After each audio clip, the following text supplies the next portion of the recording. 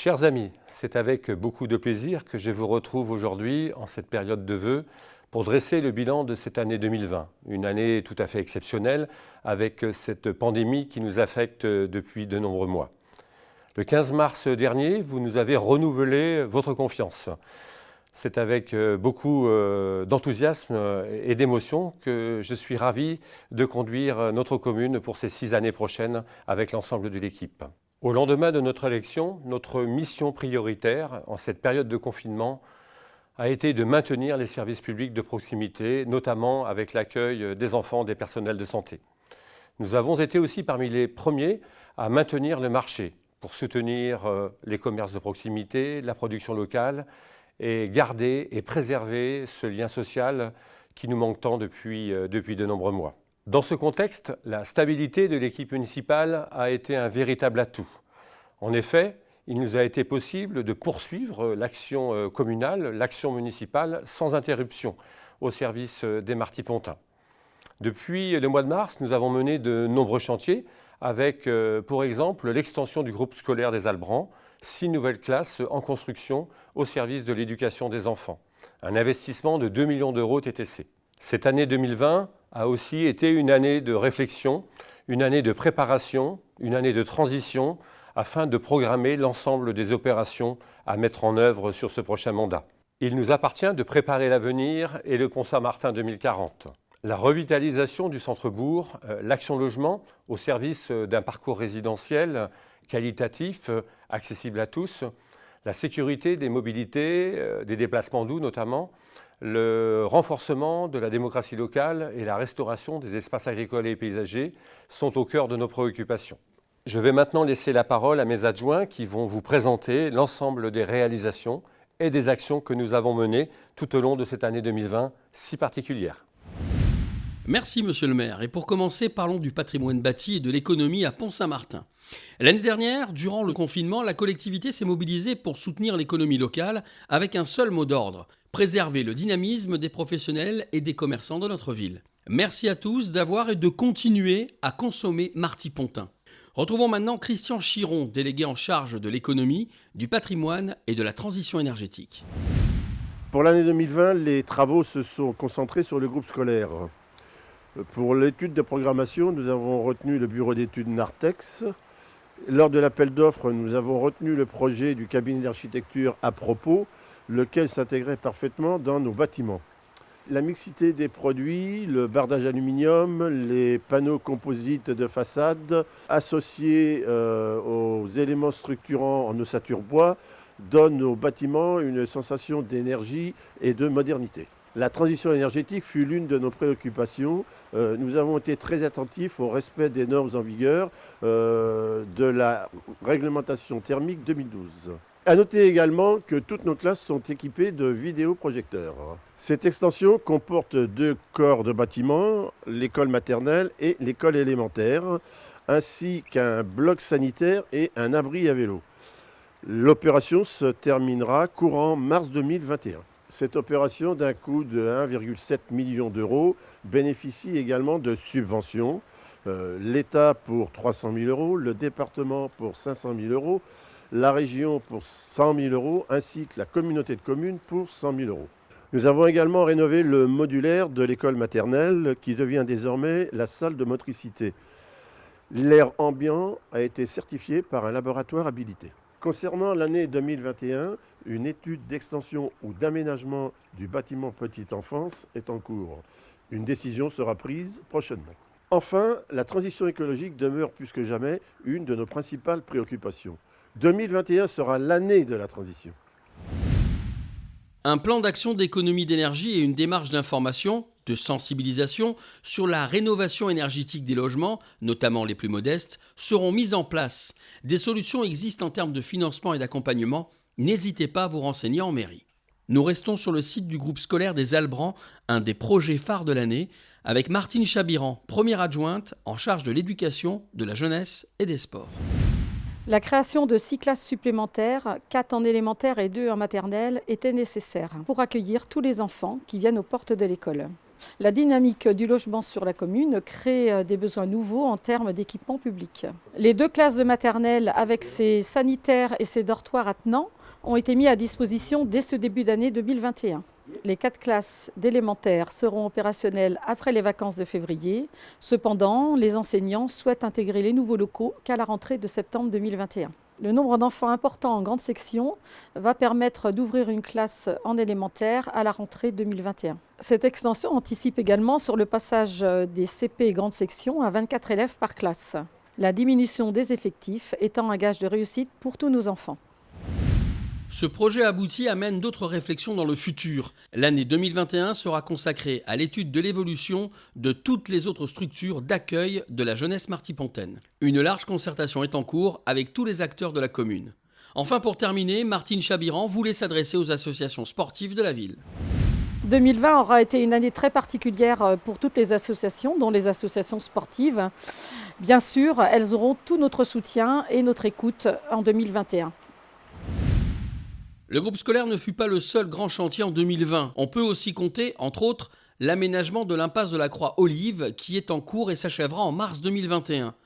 La rue sera aménagée en chaussée mixte dénommée zone de rencontre, permettant de faire cohabiter dans un même espace et de manière apaisée piétons, vélos et véhicules. Les déplacements doux sont une priorité à Pont-Saint-Martin et ce n'est pas Youssef Kamli, adjoint délégué en charge des mobilités, des réseaux et des transports, qui dira le contraire.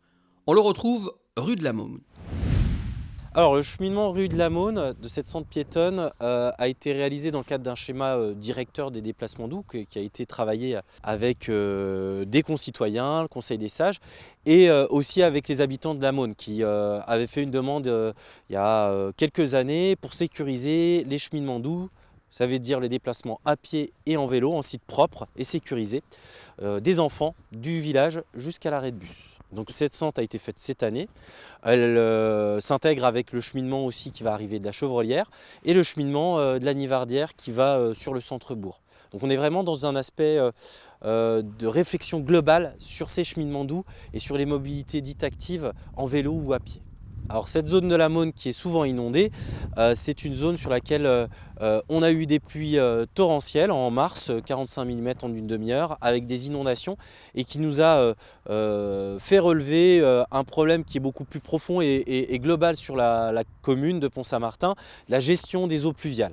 On a un schéma directeur des eaux pluviales qui existe, qu'on a continué à travailler, mais sur lequel on va continuer à améliorer les choses, puisqu'en fait, toutes les eaux vont dans les buses et les fossés et se rejettent dans le milieu naturel, créant des inondations sur la voirie ou chez les habitants, ce qui nous oblige à améliorer les choses, que ce soit sur les dimensionnements des buses ou avec des bassins de rétention. Donc cette zone-là, aujourd'hui, on a un vrai challenge pour gérer les eaux pluviales, puisqu'on est sur une zone très plate, où l'évacuation des eaux se fait très lentement, et on a besoin de maîtriser ces futures pluies qui vont devenir de plus en plus récurrentes et de plus en plus violentes, et qui vont de fait abîmer aussi le bâti, mais aussi abîmer la nature.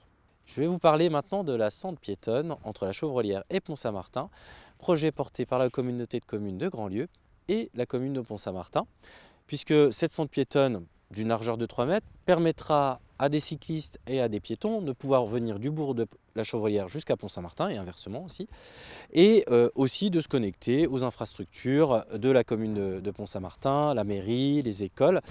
L'objectif d'une centre piétonne, c'est de pouvoir avoir un cheminement sécurisé hors du périmètre de la circulation routière.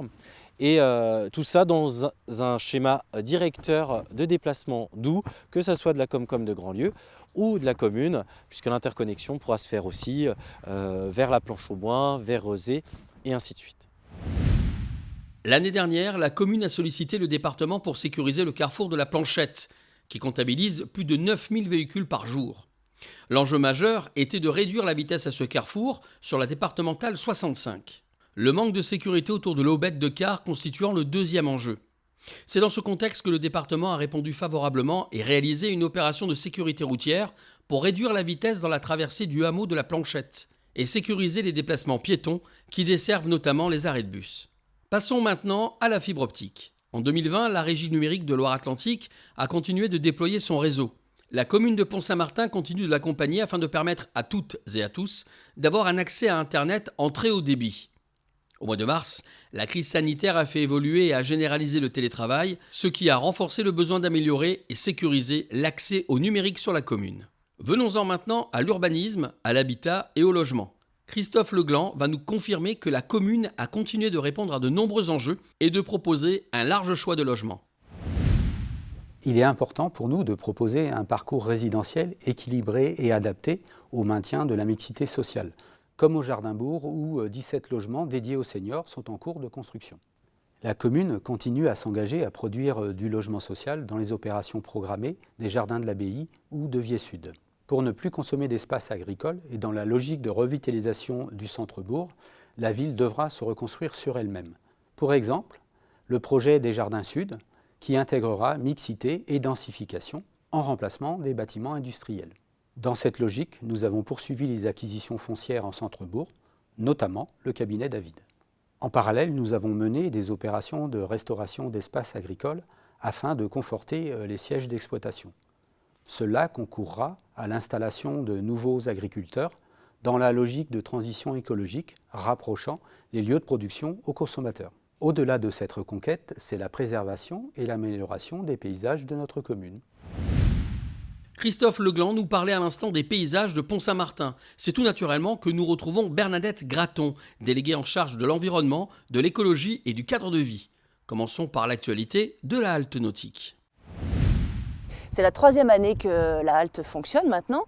Elle démarre en juillet, en août et se termine par les week-ends de septembre. Les locations sont faites pour près de la moitié par les martipontins. Donc ils s'approprient et ils profitent de ce lieu tout en respectant la faune, la flore et bien sûr les riverains humains.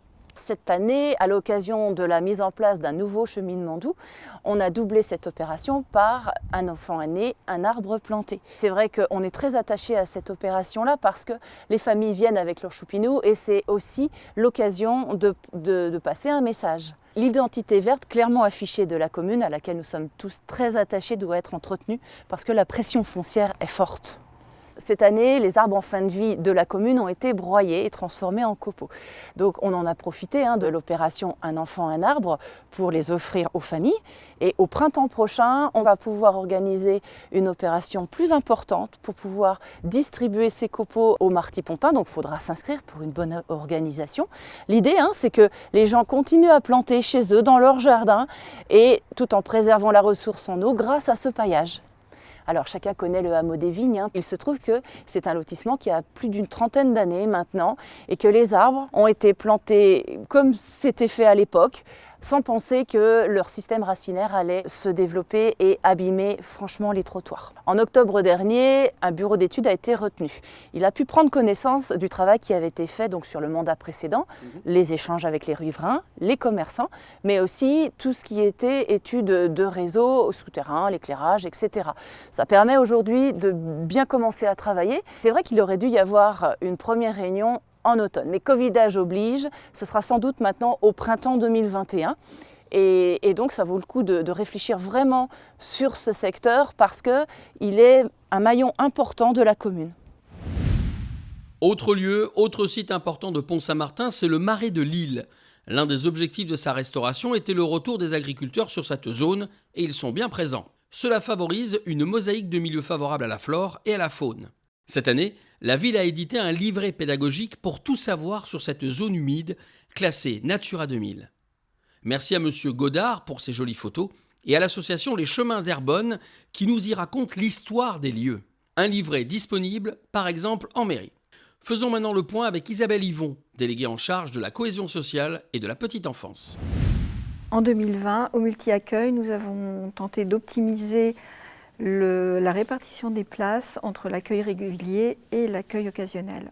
14 réguliers au lieu de 10 et 6 occasionnels au lieu de 10.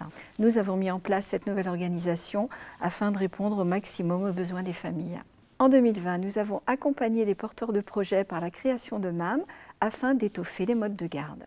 Au CCAS, en 2020, sur la période de confinement, nous avons mis en place une aide pour les personnes fragiles ou isolées. Entre autres, nous sommes intervenus pour leur faire leurs courses en magasin. En 2021, au CCAS, ce sera le moment de l'ABS. L'ABS, c'est l'analyse des besoins sociaux d'une population. On fait un constat, on met en adéquation les besoins, que ce soit en matière, par exemple, de mode de garde des enfants ou de services. En 2021, concernant le logement social, ce sera la livraison au Jardin du Bourg des 17 logements dédiés aux seniors, une livraison qui devrait se faire au cours du deuxième semestre. Plus que jamais, en 2020, nous aurons compté sur le vivre ensemble et la solidarité dans un environnement et un quotidien chamboulés. On retrouve tout de suite Nicolas Berthet, délégué en charge de la communication et de la vie citoyenne et participative. La vie participative a été particulièrement l'objet de notre attention en ce début de mandat. Avec les rendez-vous citoyens et les réunions de village, 2020 aura été marqué par le développement de la vie citoyenne. En ce début de mandat, des martipontins sont venus nous rejoindre au sein des comités consultatifs et d'autres participeront au lancement du Conseil citoyen en 2021. Côté vie participative, 2020 aura été marqué par le renouvellement du Conseil des sages. La campagne de recrutement s'étant rallongée, retraités, nous avons toujours besoin de vous, alors n'hésitez pas à candidater. Côté communication, informer a été particulièrement important durant la période. Comme vous avez pu le constater, 3 nouveaux panneaux sont venus renforcer la communication municipale en entrée de bourg. Un dernier mot pour nos conseillers municipaux enfants. Félicitations pour votre engagement. Vous êtes désormais élus pour 2 ans et nous attendons avec impatience la réalisation de vos projets. Comme vous le voyez, l'équipe municipale est motivée à écouter, partager et accompagner vos idées. Alors, n'hésitez pas, rejoignez le Conseil citoyen. Nous terminerons ce film par ce qui nous aura sans doute le plus marqué à Pont-Saint-Martin, comme partout en 2020. Nous parlons de culture, d'événementiel, avec Marianne David. Les martipontins sont venus nombreux à l'inauguration de l'origami le 1er février et ont découvert ce nouvel équipement avec satisfaction et enthousiasme. L'inauguration a été un vrai succès. Suite à cette inauguration, nous nous sommes réjouis du lancement de la nouvelle saison culturelle. Une équipe de bénévoles nous a rejoints pour assurer l'accueil et le placement du public. Nous les en remercions d'ailleurs. Mais la situation sanitaire a quelque peu bousculé notre programme culturel, puisque Camille Delapouez, prévue en mars, a finalement joué son spectacle fin septembre. Puis en octobre, les enfants ont découvert Darwin, Voyage dans le temps, un spectacle coécrit en partenariat avec le Muséum d'histoire naturelle de Nantes. Tous les spectacles de la collectivité, mais aussi ceux des associations, ont été annulés et reportés en 2021. La saison culturelle 2021-2022 est en cours d'élaboration. La collectivité et le comité culturel événementiel souhaitent donner une visibilité à cet équipement. Nous avons pris déjà quelques contacts avec différents porteurs de festivals connus, mais il nous reste quelques pistes encore à creuser. En parallèle, l'association Les Coyotes nous a proposé un concert 100% caritatif, un événement culturel et musical pour récolter des fonds et aider à la recherche sur les maladies génétiques. Le projet nous a beaucoup plu et nous avons souhaité apporter notre soutien à cette proposition. Le festival Génésique accueillera 3 groupes de musique, le groupe Rams, Mattelmig et Back to the Police. En 2020, nous avons mené quelques actions. Donc cet été, les espaces verts de l'origami ont pris forme avec un théâtre de verdure, des jeux de boules, des jeux pour les enfants et un espace de verdure avec quelques assises. En fait, de quoi passer un agréable moment lors d'événements familiaux. Pour conforter la communication de la saison culturelle, nous avons mis en place 3 panneaux lumineux avec des panneaux solaires aux 3 entrées principales de la ville. Ces panneaux annonceront nos événements, mais aussi les grands événements associatifs culturels comme Génésique, la Troupe à l'Oignon, le festival photo. D'autre part, l'Office de tourisme de Grandlieu a mis en place une billetterie spectacle. Donc la commune de Pont-Saint-Martin va rejoindre ce réseau de points de vente pour les spectacles à venir. Cette nouveauté facilitera l'achat des billets pour la plupart d'entre nous. Bien sûr, les personnes n'ayant pas Internet pourront continuer à réserver en mairie.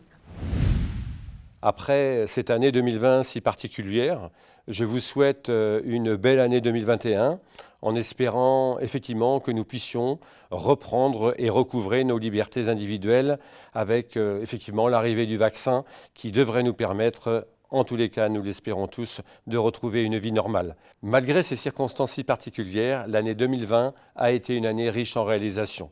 Nous allons garder ce cap. Je vous souhaite une belle et heureuse année 2021.